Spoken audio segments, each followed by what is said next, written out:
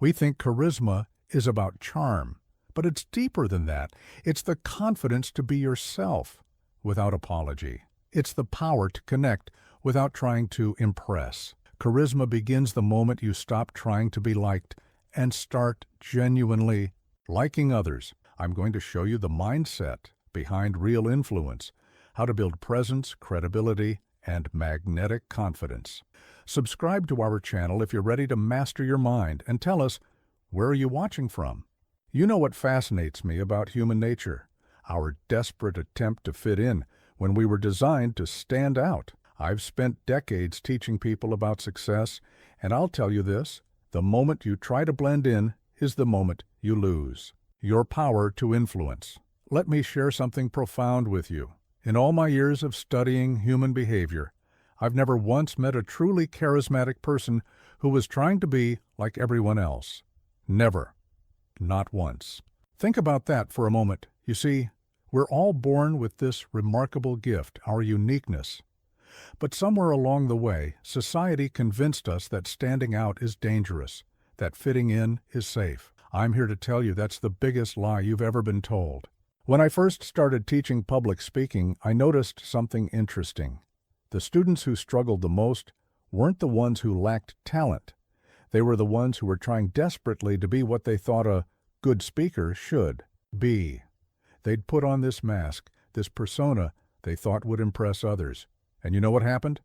They came across as stiff, unnatural, and completely forgettable. But then there were those rare individuals who dared to be themselves. They weren't perfect, far from it. They stumbled sometimes, they had quirks. But they owned those quirks. They embraced their natural rhythm, their unique way of expressing themselves, and people were magnetically drawn to them. Here's what most people don't understand about charisma. It's not about adding something to yourself. It's about removing the barriers you've built around your authentic self. It's about peeling away the layers of social conditioning that have taught you to suppress your true nature. Think about a time when you were completely, unabashedly yourself. Maybe it was with close friends or while doing something you love. Remember how naturally the energy flowed? How easily you commanded attention without even trying? That wasn't coincidence. That was your natural charisma shining through. You see, charisma isn't some mysterious force that only a chosen few possess. It's the natural result of allowing yourself to be fully seen. It's what happens when you stop apologizing for taking up space in the world. I've worked with thousands of people, from Wall Street executives to school teachers, and I can tell you this with absolute certainty. The moment they stopped trying to blend in was the moment people started paying attention to them. But here's the challenge, and I want you to really hear this. Standing out requires courage.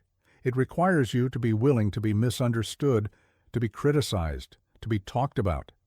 Are you willing to pay that price? Because if you are, you'll discover something remarkable. The very things that make you different are the things that make you unforgettable. Remember this, nature never created two identical snowflakes, two identical fingerprints, or two identical minds. Why? Because uniformity was never the goal.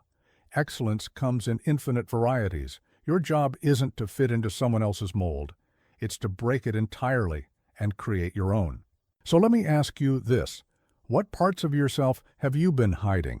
What unique qualities have you been suppressing in an attempt to fit in? These aren't just rhetorical questions.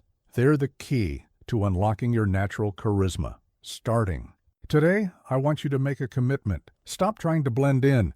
Stop trying to be a second-rate version of someone else. Instead, dare to be a first-rate version of yourself, because that's where true charisma begins. Not in imitation, but in authenticity. The world doesn't need more people trying to fit in. It needs more people who have the courage to stand out, to speak their truth, to show up as they are. That's not just charisma, that's leadership. And leadership, my friends, is what changes the world. Let me tell you about two types of people I've encountered in my years of teaching. The first type walks into a room and immediately starts performing, telling loud stories, dropping names, trying to prove their importance. The second type walks in quietly, confident, genuinely interested in others, with nothing to prove. Guess which one people are naturally drawn to? Here's what most people don't understand about magnetic personalities. The most charismatic people I've ever met are the ones who need absolutely nothing from you. Think about that for a moment. They don't need your approval, your validation, or your attention. And paradoxically, that's exactly why they get it all. I remember working with a young executive who was struggling to gain influence in his company. He was talented, educated, and hardworking, but something was off. In every meeting, you could feel him trying to impress, trying to be noticed, trying to be taken seriously. And the harder he tried, the more people subtly pulled away. Then, one day, something shifted. He came to me and said, "Dale, I'm exhausted from trying to prove myself." That was his breakthrough moment. Because here's the truth. The moment you stop needing others' approval is the moment you start getting it. Let me share something profound with you. Inner strength is like a magnet. The stronger you are within yourself, the less you need from others, and the more they're drawn to you. It's one of nature's most fascinating paradoxes. But here's the challenge, and I want you to really hear this. Building inner strength isn't about becoming cold or distant. It's about becoming so secure in yourself that you can be fully present with others without needing anything from them. That's true charisma. Think about the most respected person you know. I bet they share this quality. They're not trying to get something from every interaction. They're not networking with an agenda. They're not telling stories to impress. They're simply being, and in that being, they're magnetic. You see, neediness shows up in subtle ways. It's in the slight desperation in your voice when you want someone to agree with you. It's in the way you laugh a little too hard at someone's joke. It's in how quickly you abandon your own opinions to match those of others. These small moments of neediness are like tiny leaks in your charisma. But let me ask you this. What would change in your interactions if you truly needed nothing from them? If you weren't trying to prove anything? If you weren't seeking any particular outcome, can you imagine the freedom in that? Here's what I've learned about true influence. People can sense when you're coming from a place of neediness versus a place of strength. They might not be able to articulate it, but they feel it, and they respond accordingly. The secret to becoming truly magnetic isn't about learning new techniques or strategies. It's about unlearning the neediness that's been programmed into us. It's about recognizing that you are already enough. I want you to try something.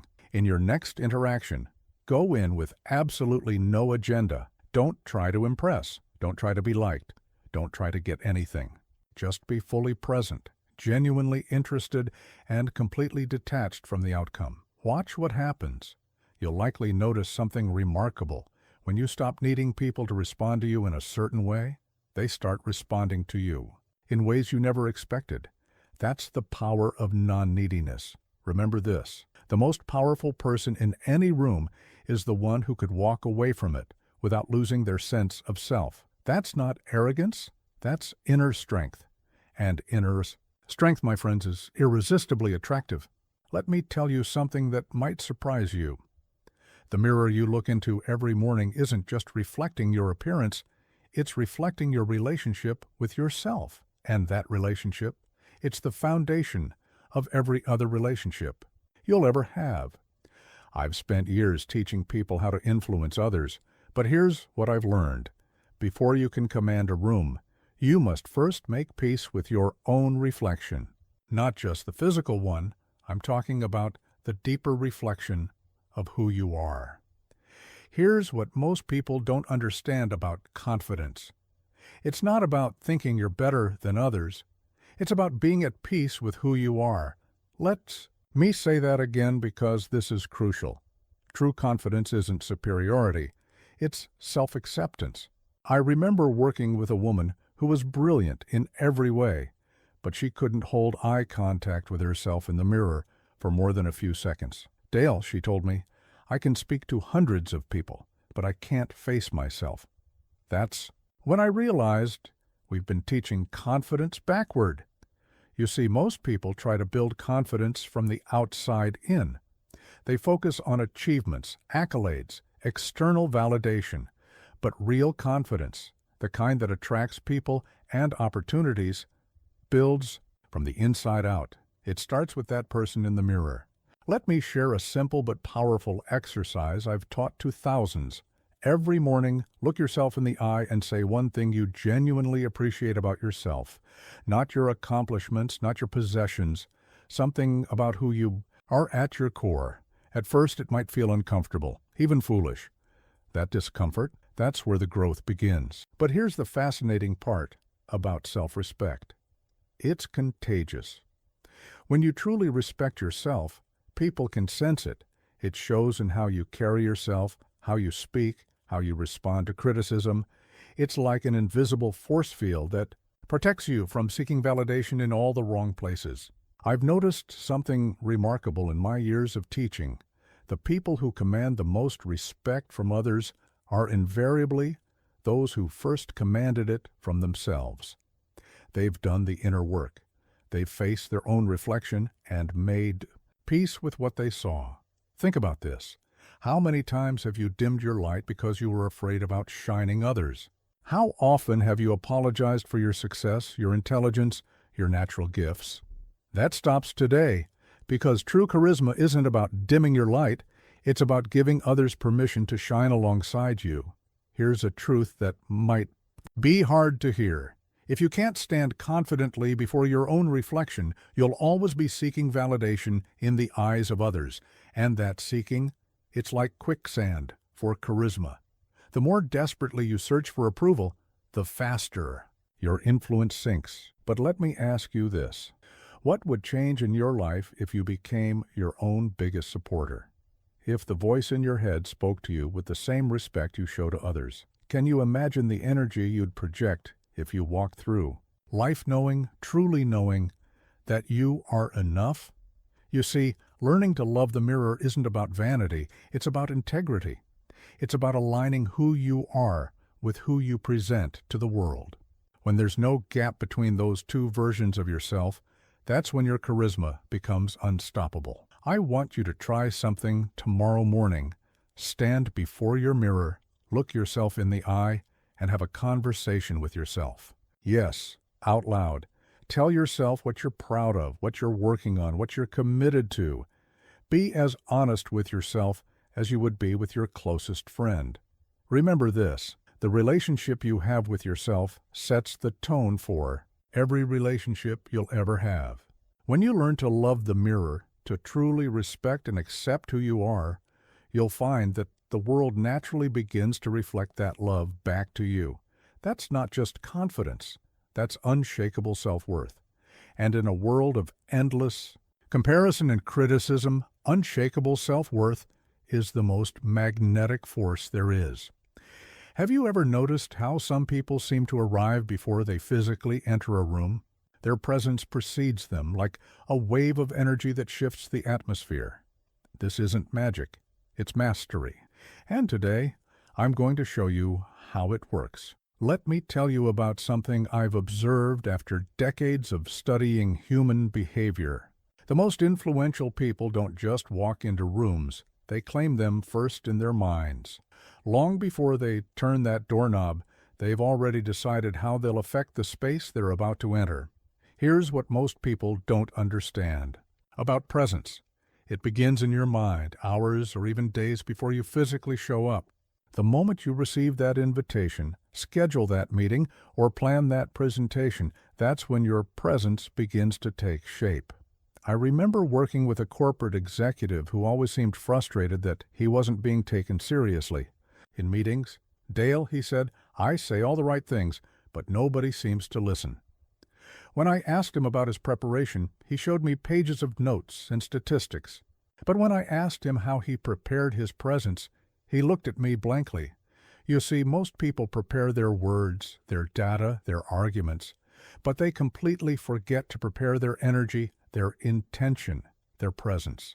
They focus on what they'll say, but neglect who they'll be when they say it. Let me share something powerful with you. Before you enter any significant space, whether it's a boardroom, a stage, or a social gathering, Take a moment to answer these three questions. What energy am I bringing? What do I want others to feel? How can my presence serve this room? This isn't about manipulation. It's about intention. It's about taking responsibility for the energy you bring into spaces.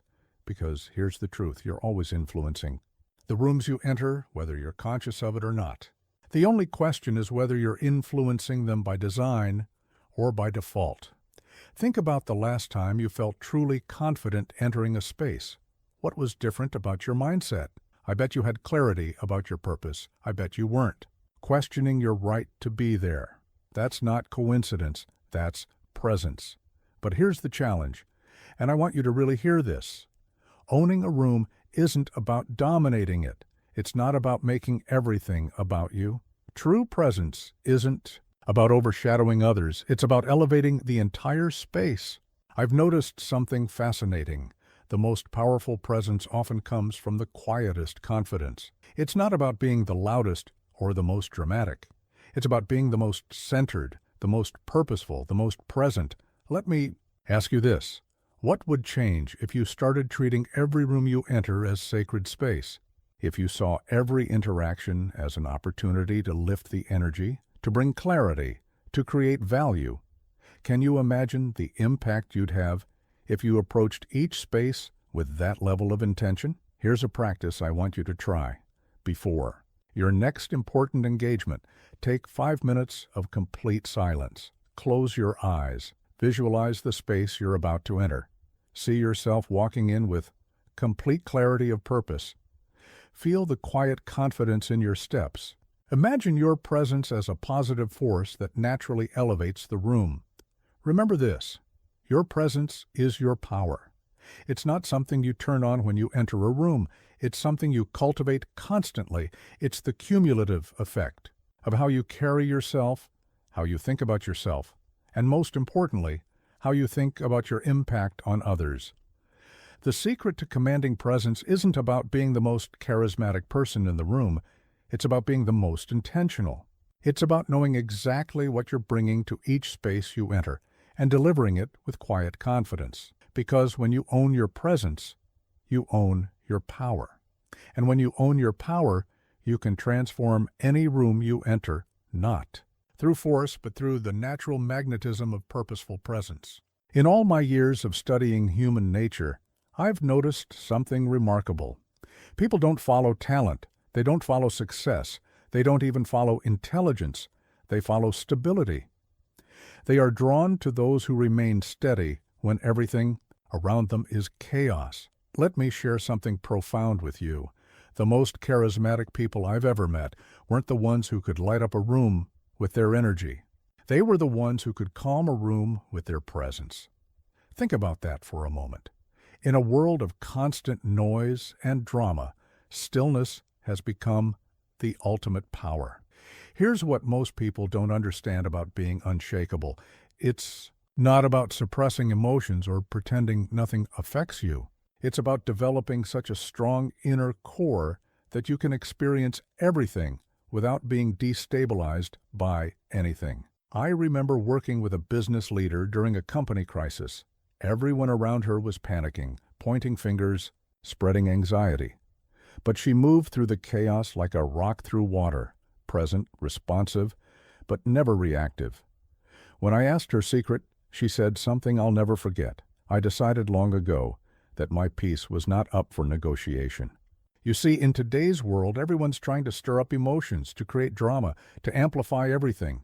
But true influence, true charisma, it comes from being the eye of the hurricane, the one still point in a turning world. Let me tell you about a principle I've taught to thousands, the 3-breath reset.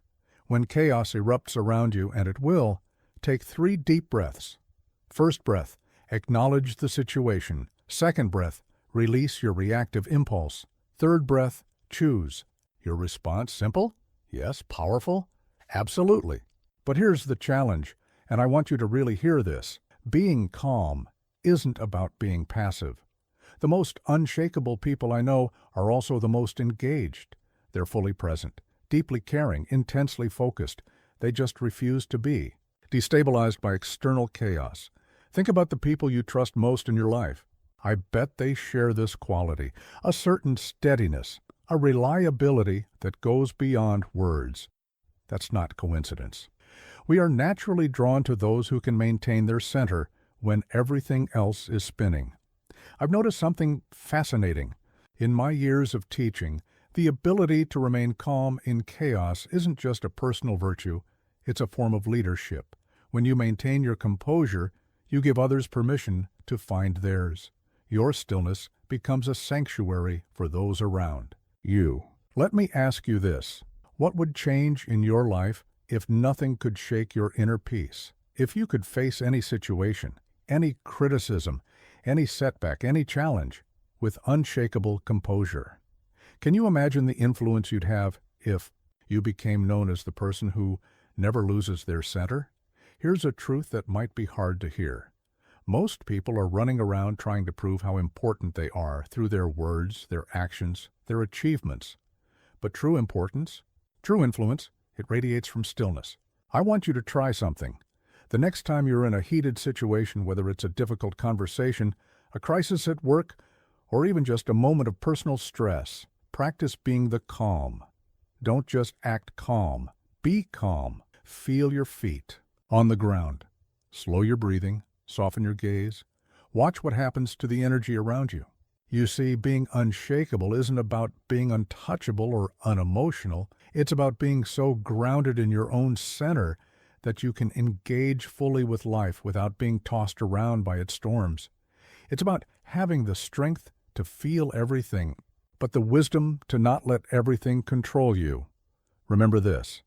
In a world that's constantly trying to shake you, your ability to remain steady isn't just a skill, it's a superpower. When everyone else is reacting, responding, ricocheting off each other's energy, your calm becomes a force of nature. Because here's the ultimate truth about charisma. People don't follow those who make the most noise. They follow those who bring the most peace. In a world of chaos, the most unforgettable people are the ones who remain unshakable. There's a power in clarity that few people truly understand. In all my years of teaching, I've noticed that the most influential people aren't necessarily the most eloquent. They're the most clear. They have this remarkable ability to cut through confusion and speak with absolute precision about what matters most. Let me tell you something that might surprise you. Charisma isn't about being clever with words. It's about being clear with intention. When you know exactly what you want to say and why you need to say it, your words carry a weight that no amount of fancy rhetoric can match. Here's what most people don't understand about clarity. It's not just about being understood. It's about being impossible to misunderstand. Think about that for a moment. Most people aim for being understood, but true leaders, they eliminate the possibility of being misunderstood. I remember working with a young manager who was struggling to lead her team. She had all the right ideas, all the right intentions, but something was missing.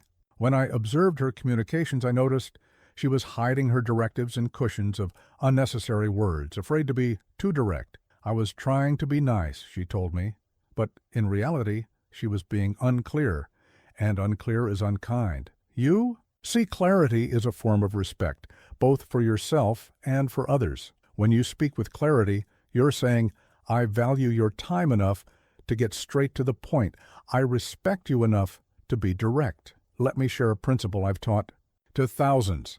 Before you speak, ask yourself 3 questions. What do I want them to know? What do I want them to feel? What do I want them to do?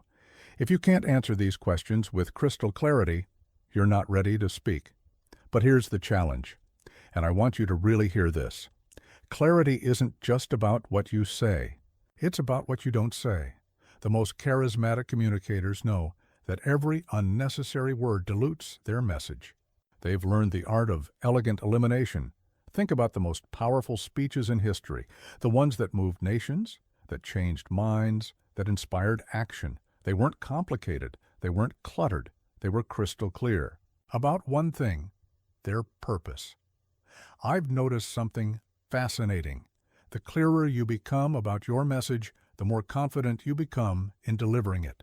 Clarity and confidence are like twins. They grow together, strengthen together, shine together. Let me ask you this. What would change in your communication if you committed to absolute clarity? If you stopped hiding behind complexity and embraced the power of simplicity? Can you imagine the impact you'd have if every word you spoke served a clear purpose?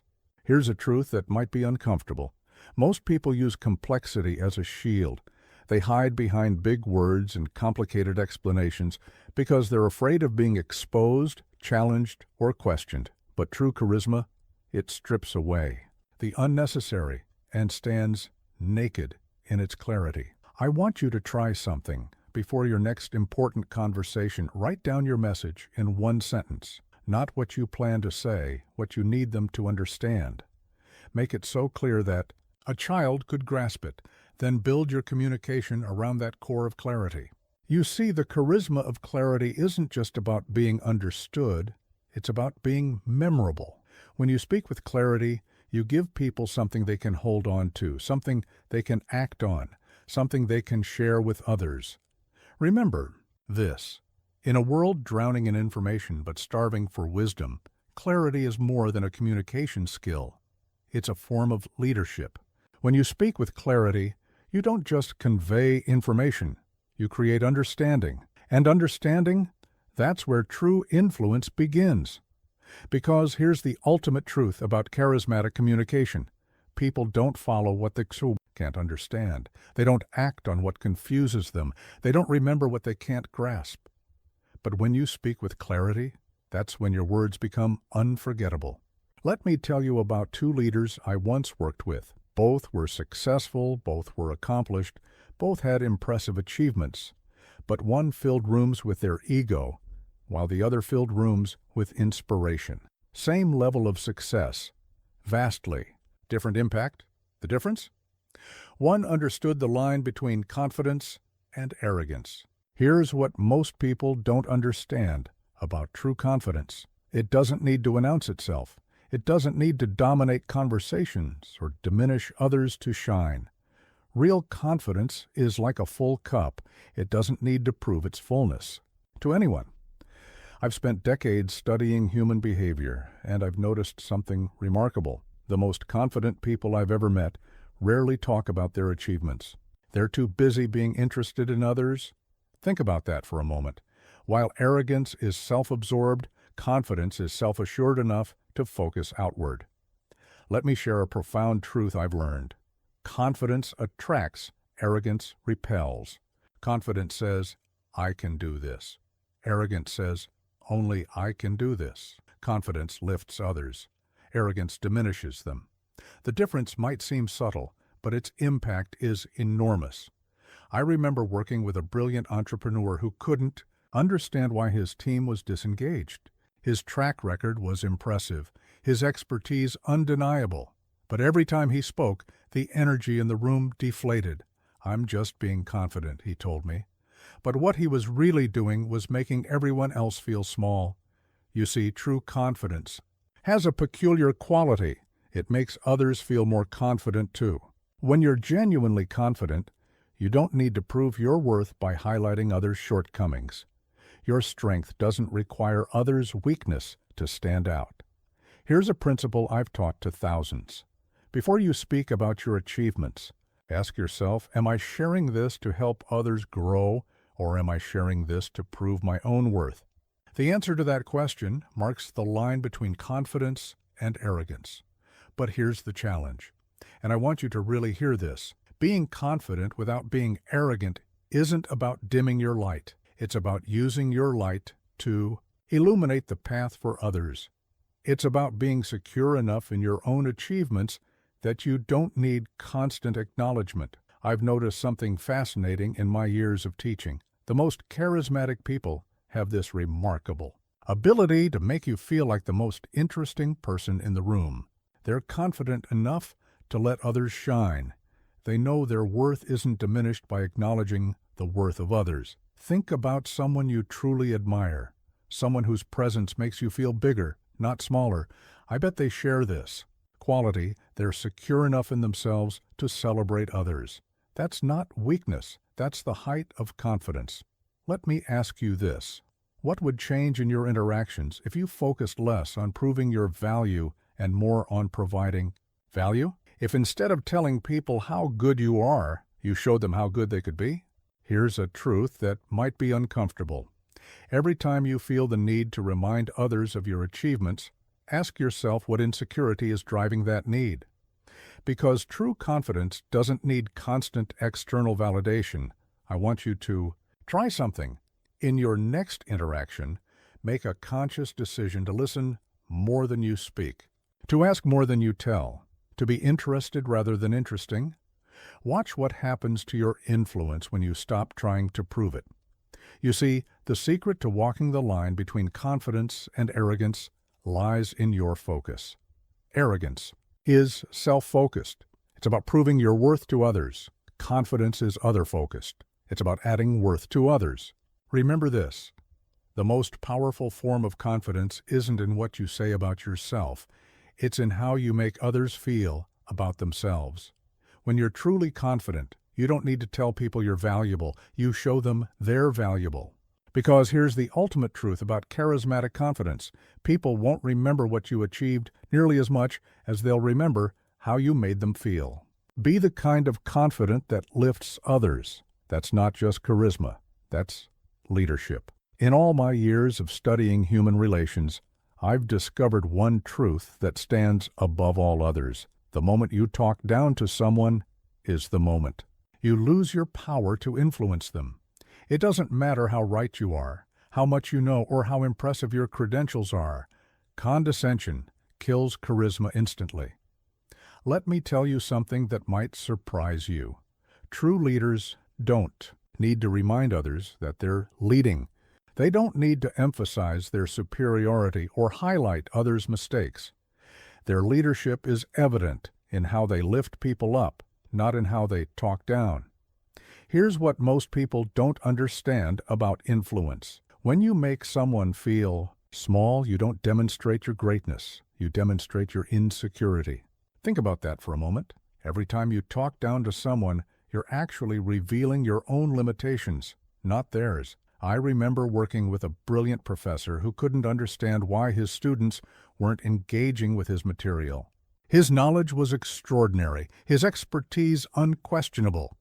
But he had this habit of making students feel foolish for asking basic questions. "I'm just maintaining standards," he told me.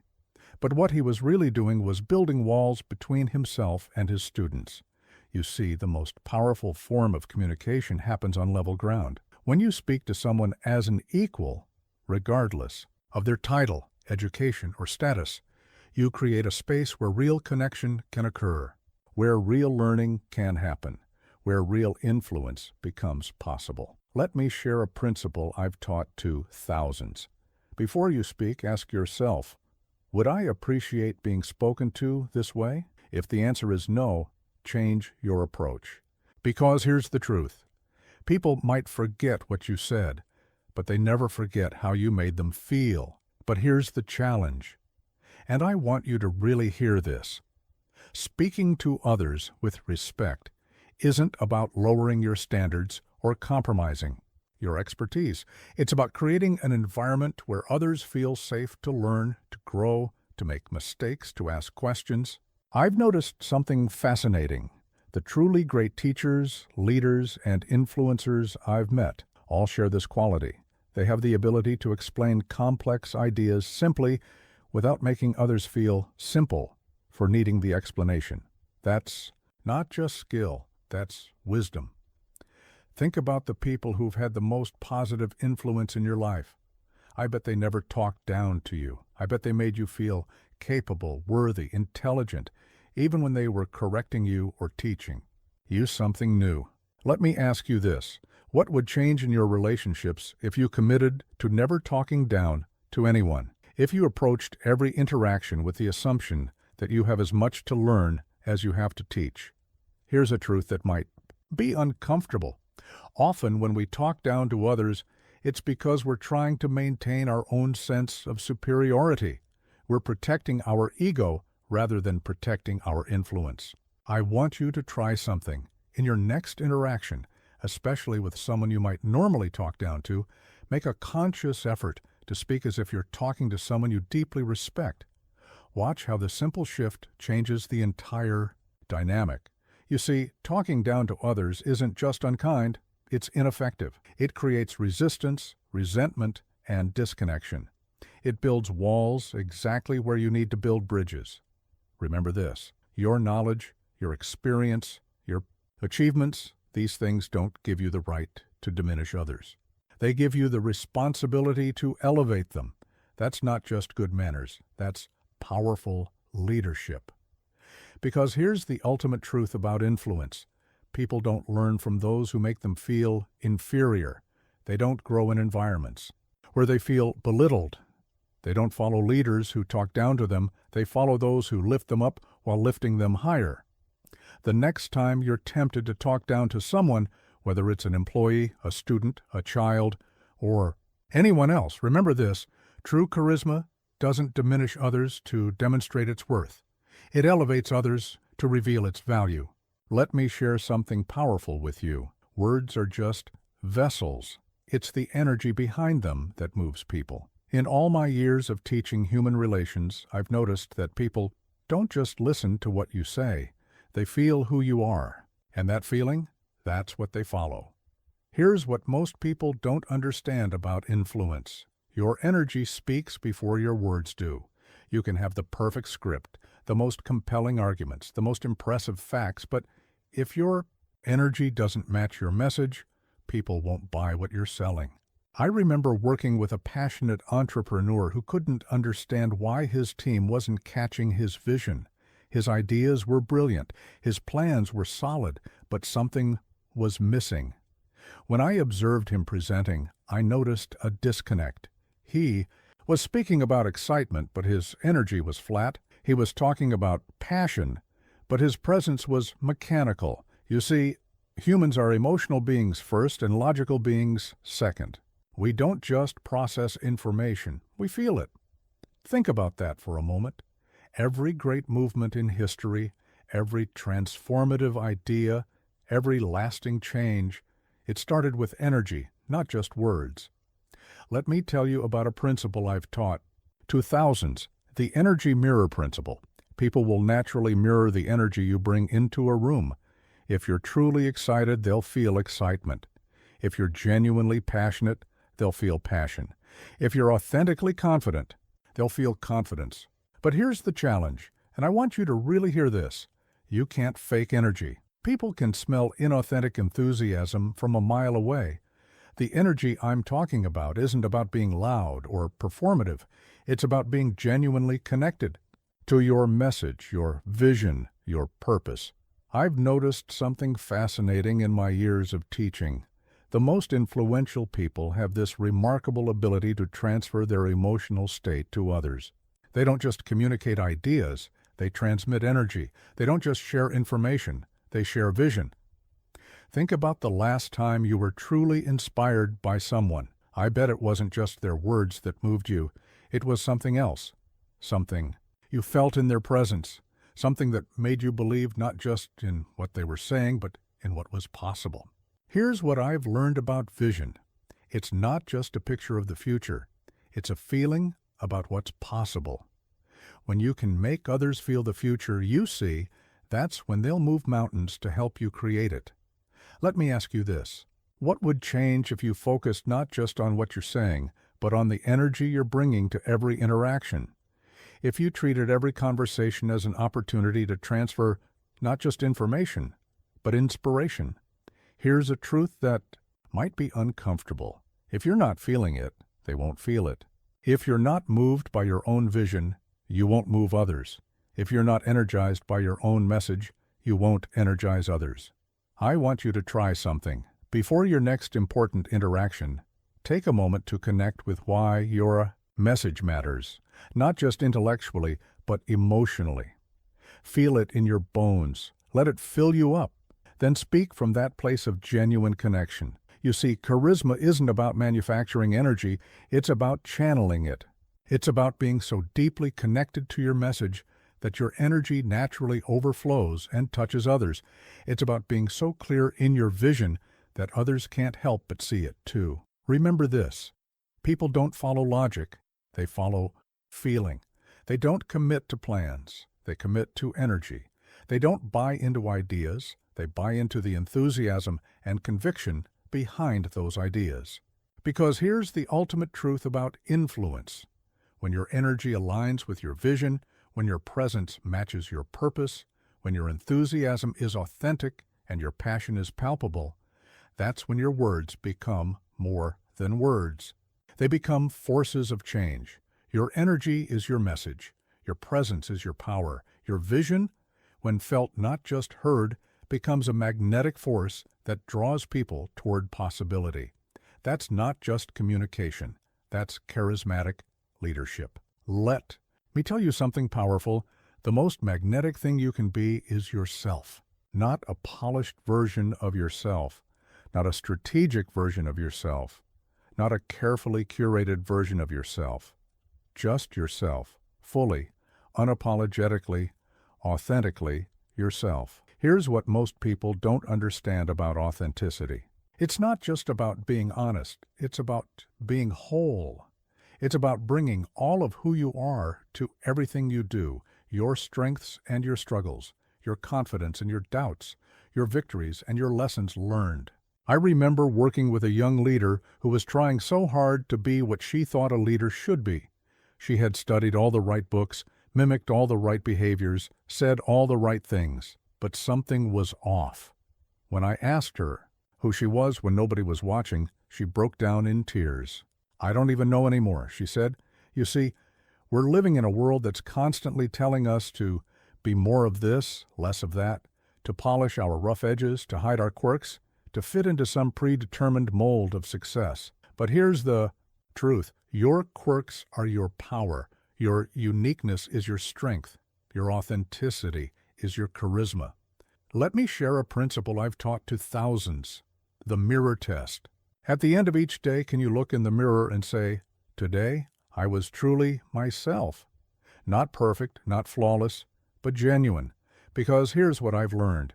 People don't follow perfection, they follow authenticity.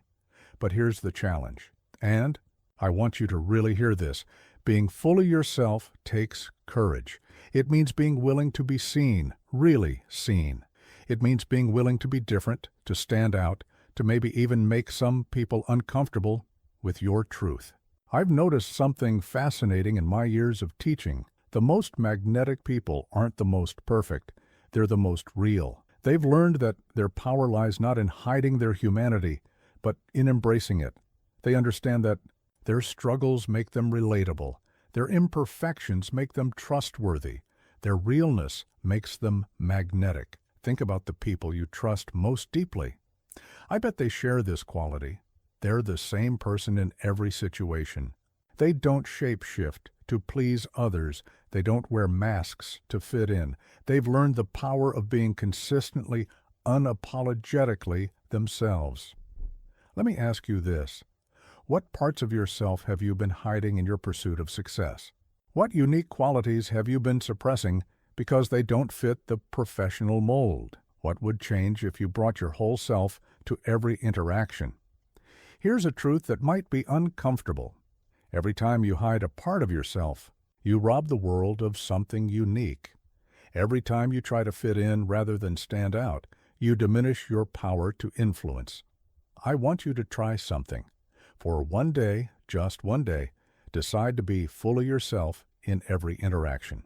Not the polished version, not the professional version, just you, with all your quirks, your passion, your unique way of seeing the world. Watch what happens to your impact when you stop trying to be magnetic and just be you. You see, authenticity isn't just about being honest with others, it's about being honest with yourself. It's about acknowledging that your power doesn't lie in being like everyone else. It lies in being uniquely, undeniably you. Remember this, in a world of carefully curated images and strategic personas, raw authenticity isn't just refreshing, it's revolutionary.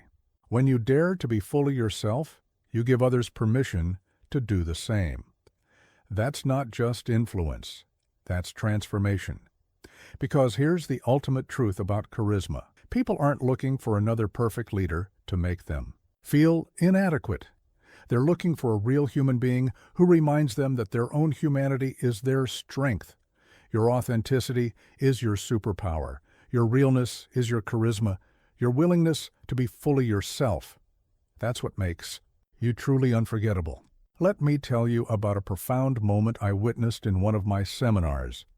A successful executive stood up to speak, and for the first time in his career, he dropped his professional persona. His voice changed, his posture softened, his words became real, and in that moment, everyone in the room leaned in. Why? Because they weren't seeing a title anymore. They were seeing a human being. Here's what most people don't understand about social masks. We wear them thinking they protect us, but they actually prevent us from the very thing we want most, genuine connection. Think about that for a moment. Every mask you wear is a wall you build between yourself and authentic influence. I've spent decades watching people interact, and I've noticed something remarkable. The moment someone drops their social mask is the moment their true charisma emerges. It's like watching a light switch on. Suddenly, there's a real person there, not just a role or a title. Let me share something powerful with you.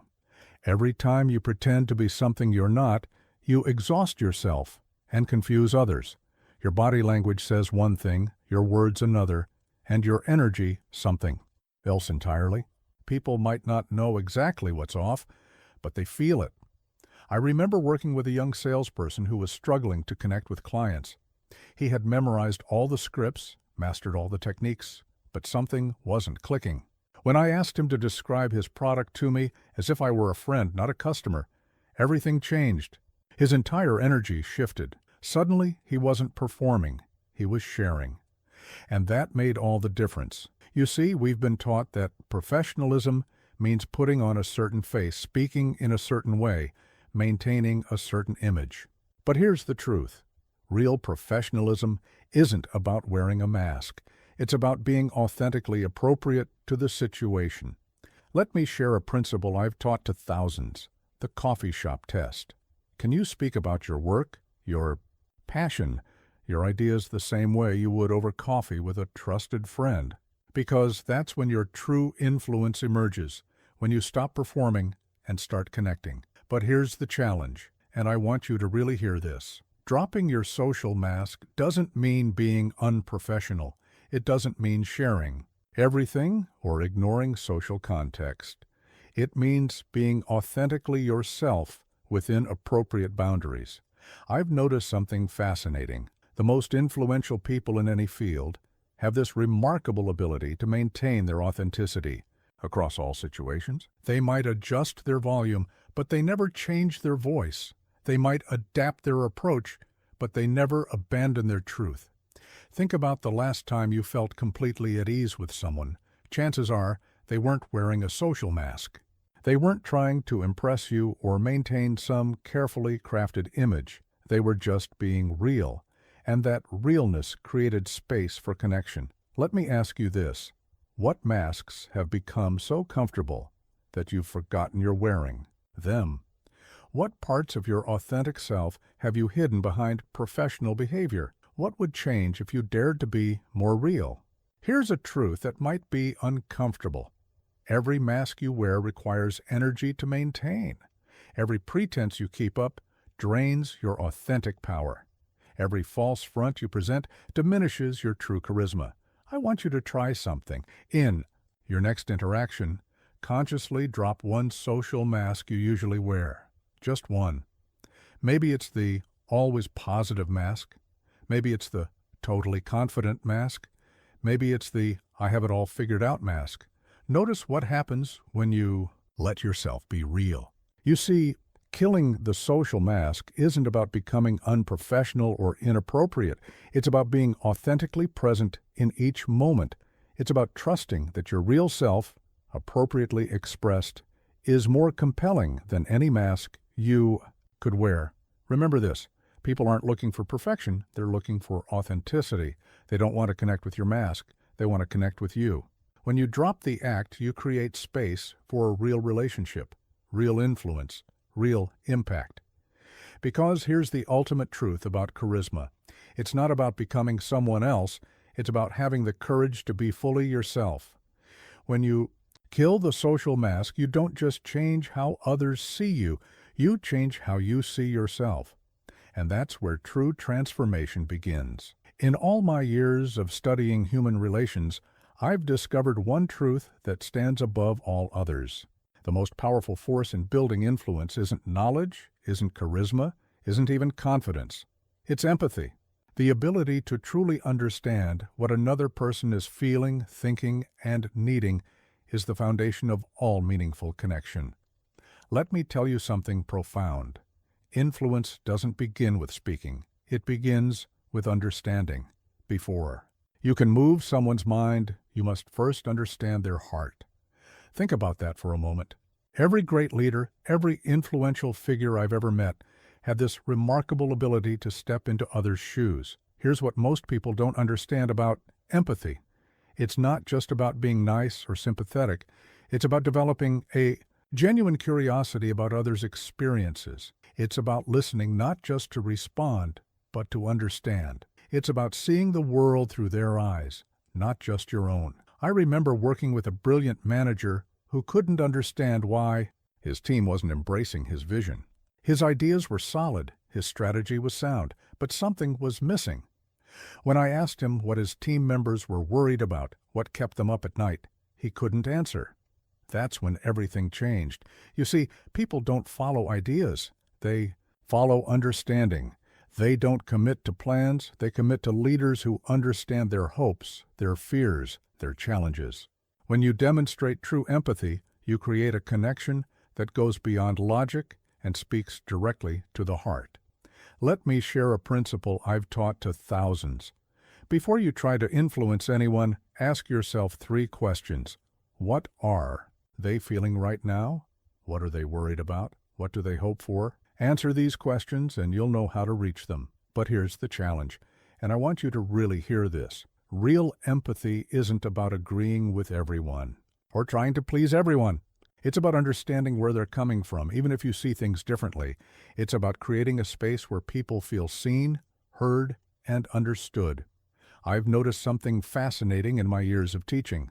The most influential people have this remarkable ability to make others feel understood without saying a word.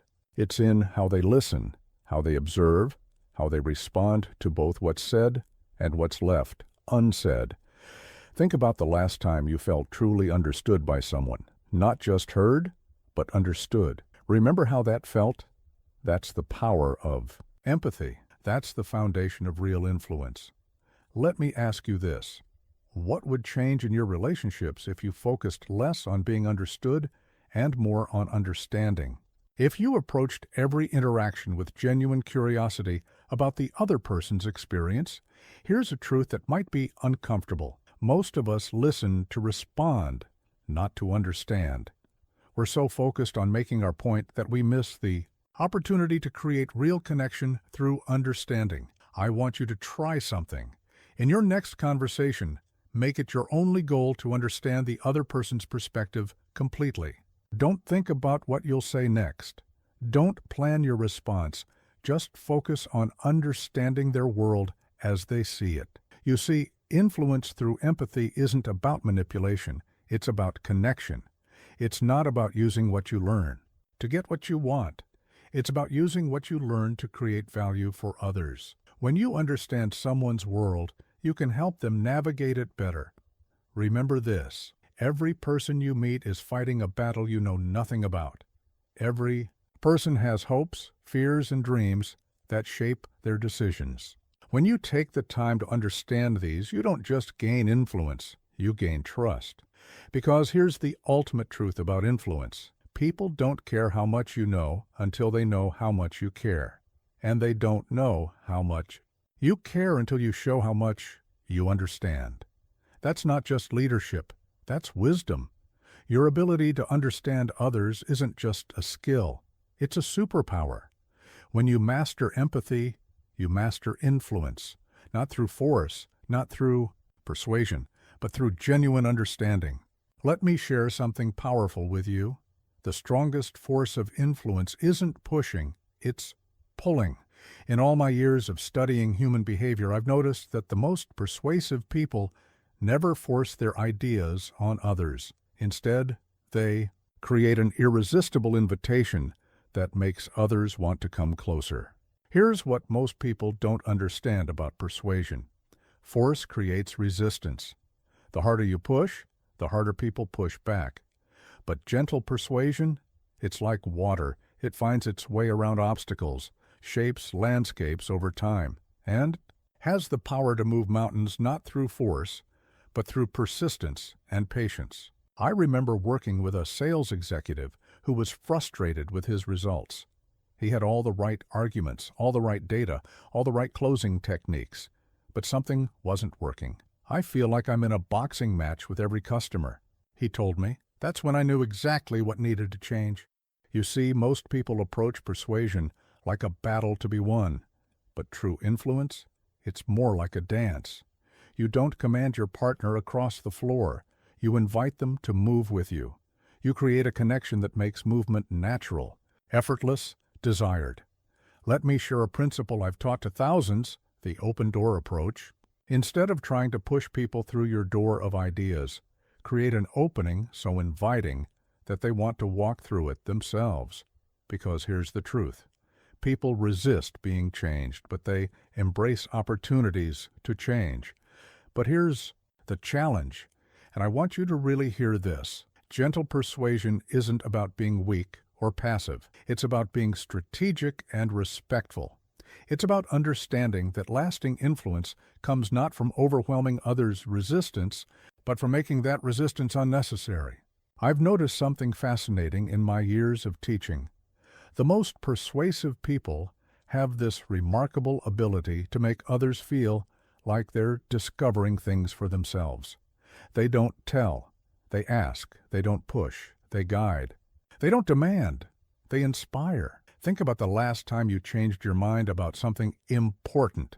I bet it wasn't because someone argued you into submission. It was probably because someone helped you see things from a new perspective, gently and respectfully. Let me ask you this. What would change in your approach to influence if you stopped trying to win arguments and started trying to win understanding? If you focused less on proving your point and more on creating an environment where others feel safe to consider new ideas? Here's a truth that might be uncomfortable. Most of our attempts at persuasion fail, not because our ideas are wrong, but because our approach triggers resistance. We try to force when we should invite. We push when we should pull. I want you to try something. In your next attempt to influence someone, remove all pressure from the situation. Make it clear that they have complete freedom to choose. Watch how this simple shift changes the entire dynamic of the conversation. You see, gentle persuasion works because it respects human nature. It understands that everyone wants to feel autonomous, respected, and understood. When you honor these needs, you create an environment where influence happens naturally. Consider this. A flower doesn't force its fragrance on you. It simply blooms, and its sweetness draws you in. That's how gentle persuasion works. You don't force your ideas on others. You develop them so beautifully that others are naturally drawn to them. Remember this. The art of gentle persuasion isn't about making people do what you want. It's about helping them want what you believe is right. It's about creating such a compelling vision that others can't help but move toward it. Because here's the ultimate truth about influence. People don't resist change. They resist being changed. When you master gentle persuasion, you don't have to overcome resistance because you never create it in the first place. Your power to influence doesn't lie in your ability to push harder. It lies in your ability to pull more elegantly. Like a master dancer, your role isn't to force movement, but to create conditions where movement becomes natural, desired, and inevitable. That's not just persuasion. That's artistry. And in a world full of forceful pushes, the gentle pull of true influence becomes irresistible. In all my years of teaching, I've noticed something remarkable. The most powerful people in any room are often the ones who speak the least. They understand a profound truth that most miss. Silence, when used skillfully, is more commanding than 1,000 words. Let me tell you something that might surprise you. The fewer words you use, the more weight each one carries. Think about that for a moment. Every time you choose silence over unnecessary speech, you're not diminishing your influence. You're concentrating it. Here's what most people don't understand about verbal restraint. It's not about being quiet. It's about being purposeful. Every word you speak either adds value or dilutes your message. There is no neutral ground in communication. I remember working with a young leader who was worried that her natural tendency toward brevity was a weakness. "Shouldn't I be more talkative?" she asked. "More charismatic?" What she didn't realize was that her thoughtful restraint was actually her greatest strength. You see, in a world where everyone is competing to be heard, the person who knows when to be silent commands attention. When they do speak, people listen, not because they're loud, but because they've proven their words have weight. Let me share a principle I've taught to thousands: the power pause. Before you speak, ask yourself, does this need to be said? Does it need to be said by me? Does it need to be said right now? If the answer to any of these is no, silence is your most powerful option. But here's the challenge, and I want you to really hear this. Learning the confidence of saying less isn't about becoming withdrawn or uncommunicative. It's about understanding that your influence grows, not from the quantity of your words, but from their quality. I've noticed something fascinating in my years of observing human behavior. The most confident people are comfortable with silence. They don't feel the need to fill every gap in conversation. They understand that silence creates space for thought, for reflection, for genuine connection. Think about the most impactful statements you've ever heard. I bet they weren't long-winded. Explanations. They were probably clear, concise, and powerful precisely because of their simplicity. Let me ask you this. What would change in your communication if you cut your typical response in half? If you trusted that fewer well-chosen words would actually increase your impact rather than diminish it? Here's a truth that might be uncomfortable. Most of us talk too much because we're insecure about our influence. We think more words mean more impact, when often the opposite is true. I want you to try something. In your next important conversation, commit to using fewer words than you normally would. Don't rush to fill silences. Don't elaborate unless asked. Watch how this shifts not just how others listen to you, but how you listen to yourself. You see, the confidence of saying less isn't just about communication. It's about trust. Trust in yourself that your words have value. Trust in others that they can understand without endless explanation. Trust in the power of simplicity. Remember this. Every time you resist the urge to add unnecessary words, you're not just practicing restraint, you're building influence. Because in a world of endless noise, clarity becomes unforgettable. When you master the art of saying less, something remarkable happens. People lean in to hear you. They attribute more weight to your words. They remember what you say because you've made it memorable through its rarity. Consider this. The most powerful forces in nature, gravity, electricity, light, are invisible, yet their influence is undeniable. Your influence can work the same way. It doesn't need to be loud to be powerful. It doesn't need to be constant to be effective. Because here's the ultimate truth about verbal influence. Your power lies not in how much you say, but in how much you mean what you say. When every word carries purpose, you don't need many of them to make an impact. That's not just communication, that's mastery. And in a world where everyone is trying to say more, the person who knows how to say less with greater impact becomes unforgettable. Let me share something profound with you. True charisma isn't about always being in the spotlight. It's about knowing when to step into it and when to shine it on others. In all my years of studying leadership, I've noticed that the most influential People have mastered this delicate dance between leading and listening. Here's what most people don't understand about influence. It's not a constant performance of leadership. It's more like conducting an orchestra. Sometimes you need to lead with bold gestures, and sometimes you need to step back and let the music flow. I remember working with a CEO who was frustrated with his team's lack of initiative. "I'm always the one driving everything," he told me. When I observed his leadership style, I noticed something interesting. He was so busy leading that he never created space for others to step up. He was conducting every moment of the symphony, never letting the musicians play. You see, there's a rhythm to influence, a natural flow between moments when you need to step forward and guide, and moments when you need to step back and learn. Most people get stuck in one mode, always leading or always following, but true charisma, it adapts, it flows. It reads the room and responds accordingly. Let me share a principle I've taught to thousands. The 3 modes of influence. There are times to lead boldly, times to guide gently, and times to simply witness and learn.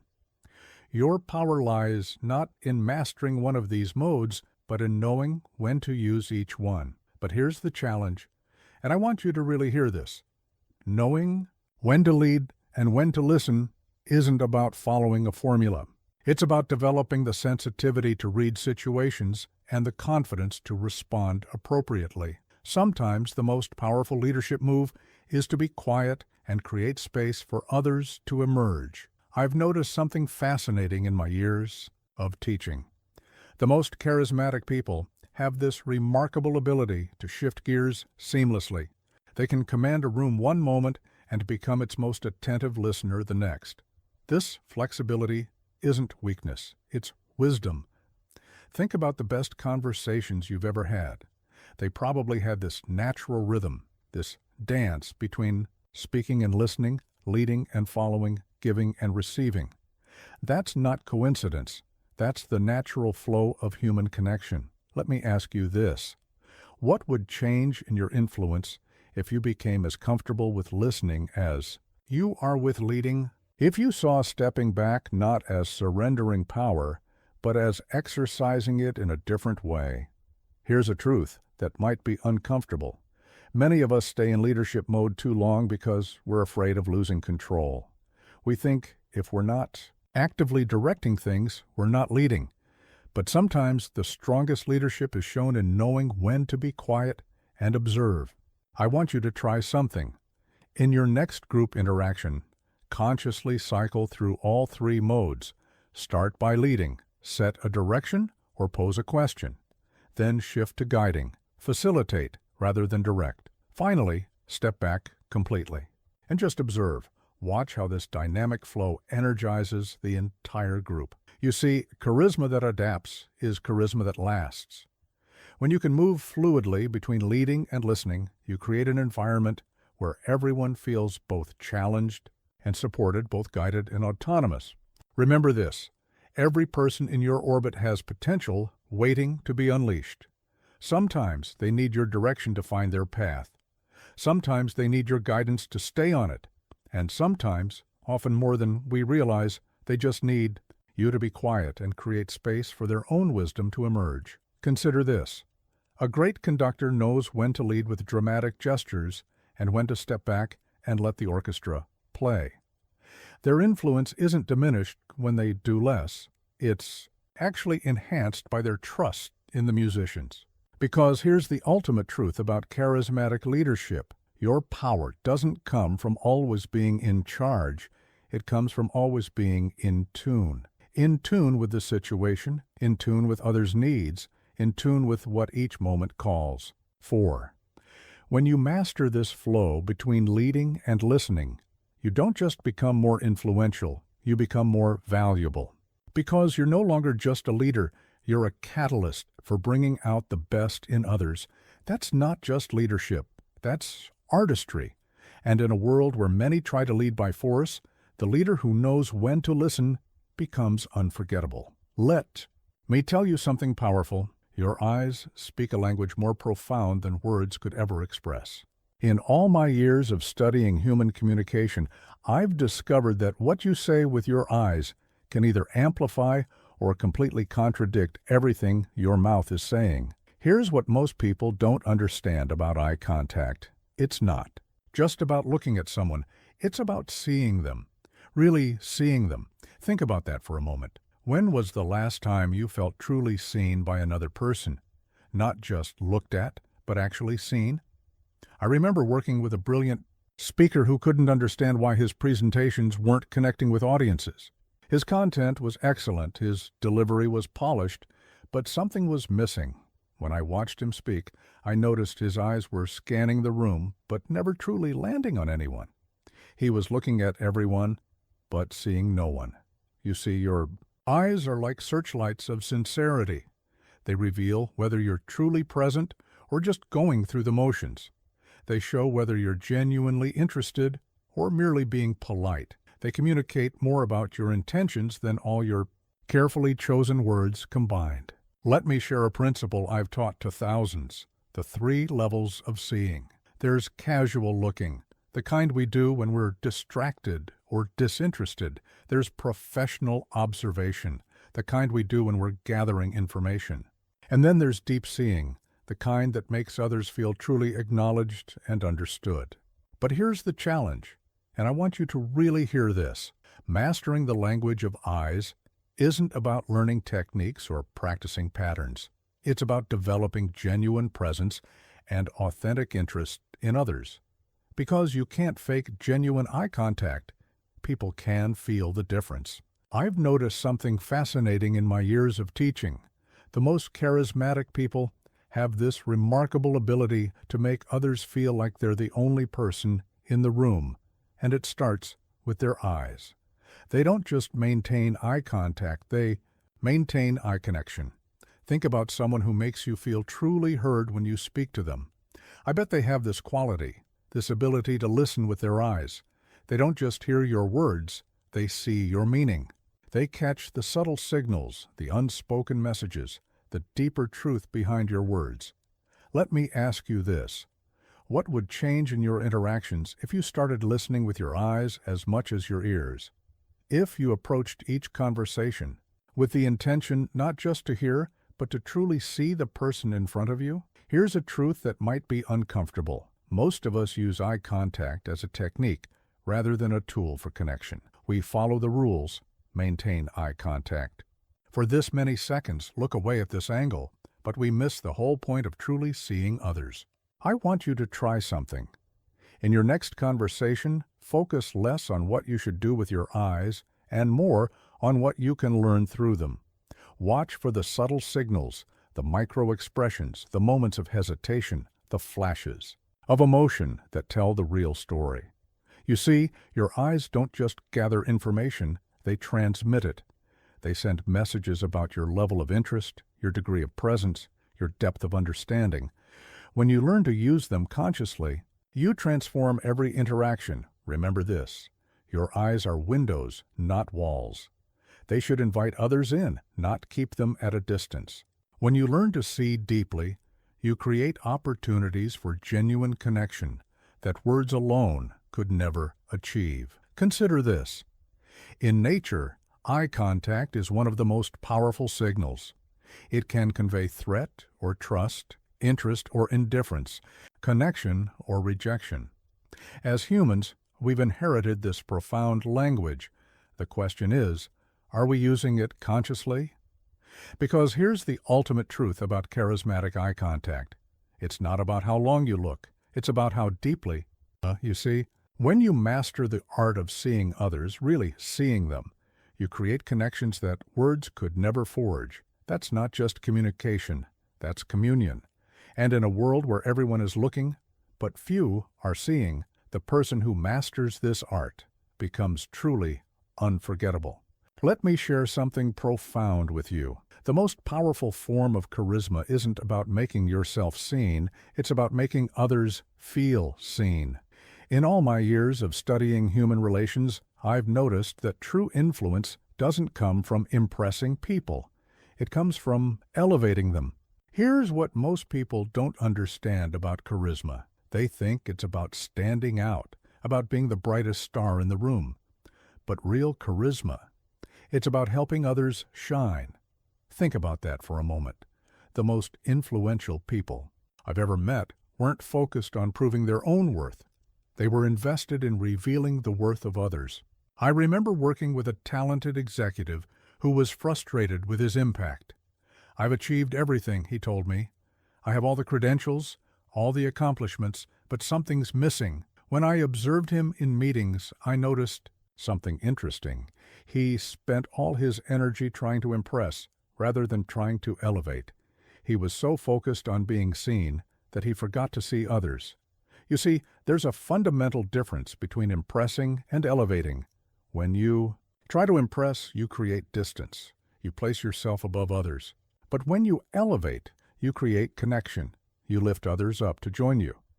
That's not just leadership, that's transformational influence. Let me share a principle I've taught to thousands, the mirror of worth.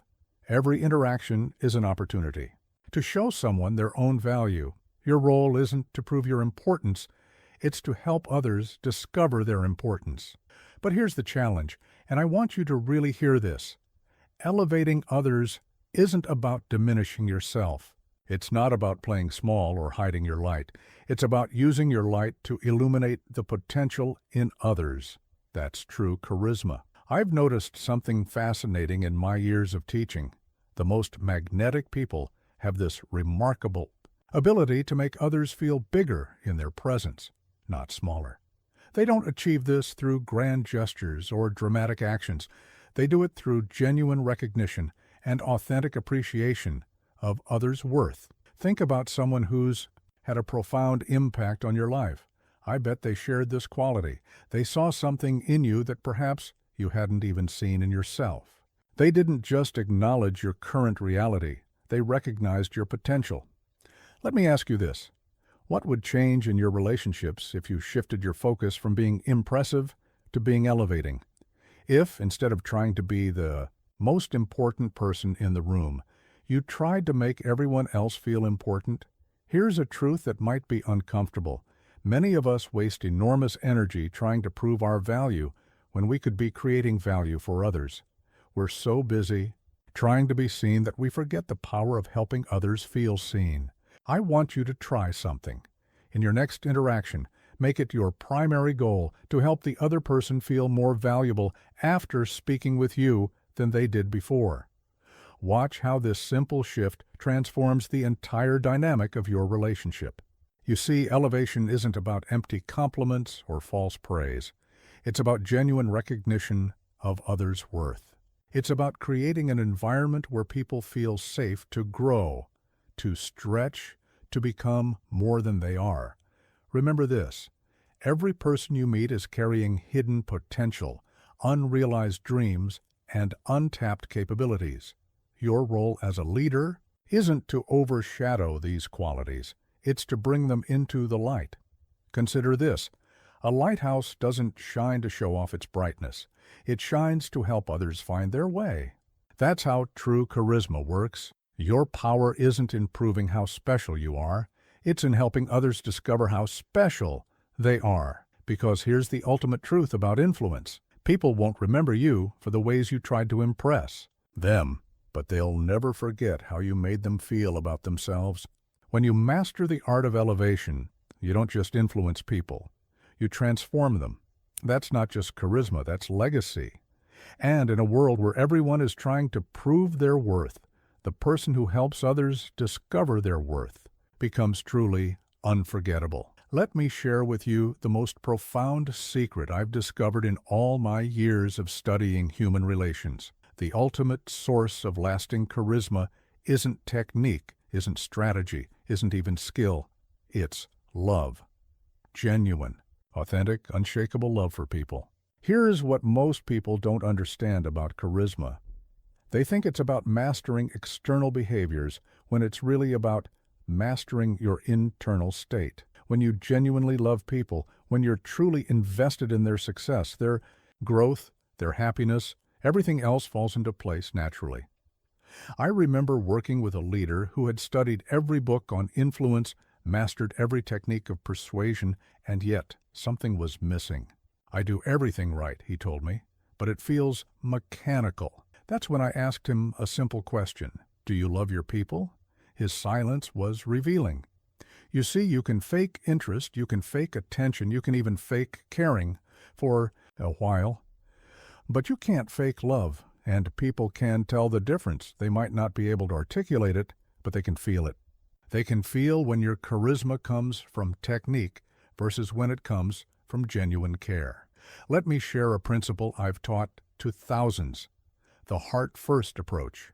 Before you try to influence anyone, before you attempt to lead or guide or teach, ask yourself, do I truly care about this person's well-being? Because if the answer is no, all the charisma techniques in the world won't create lasting impact. But here's the challenge, and I want you to really hear this: loving people isn't about being soft or letting go of standards. It's about caring enough to tell the truth, to hold space for growth, to believe in potential even when it's not yet visible. That's what real love does. I've noticed something fascinating in my years of teaching. The most charismatic people have this remarkable quality of making others feel not just seen, not just heard, but deeply cared for. They achieve this not through any technique, but through genuine concern for others' well-being. Think about someone who's had a lasting influence on your life. I bet they shared this quality. They didn't just want something from you. They wanted something for you. Their influence wasn't about their agenda. It was about your growth. Let me ask you this: what would change in your leadership if love became your foundation? If every interaction was guided not by what you can get, but by what you can give? If your primary question wasn't how can I influence, but how can I serve? Here's a truth that might be uncomfortable. Many of us approach influence as a transaction when it should be a transformation. We focus on what we can get instead of what we can give. We prioritize technique over genuine care. I want you to try something. Before your next important interaction, take a moment to cultivate genuine care for the person you'll be speaking with. Not strategic care, not professional care, but real human care. Watch how this shifts everything. You see, lasting charisma isn't about what you do, it's about who you are. And who you are is shaped by what you love. When you truly love people, your charisma becomes effortless because it's authentic. It becomes powerful because it's pure. Remember this: every person you meet is fighting battles you know nothing about, carrying dreams you can't see, dealing with challenges you can't imagine. When you approach them with love, with genuine care for their well-being, you create space for real connection. Consider this: the most powerful force in human relations isn't fear, isn't authority, isn't even respect. It's love. When people know you truly care about them, they open themselves to your influence, not because they have to, but because they want to. Because here's the ultimate truth about charisma: it's not about being impressive or powerful or perfect. It's about being so genuine in your care for others that you naturally draw them toward their highest potential. That's not just influence, that's transformation. And in a world starving for authentic connection, the person who leads with genuine love becomes not just influential, but irreplaceable.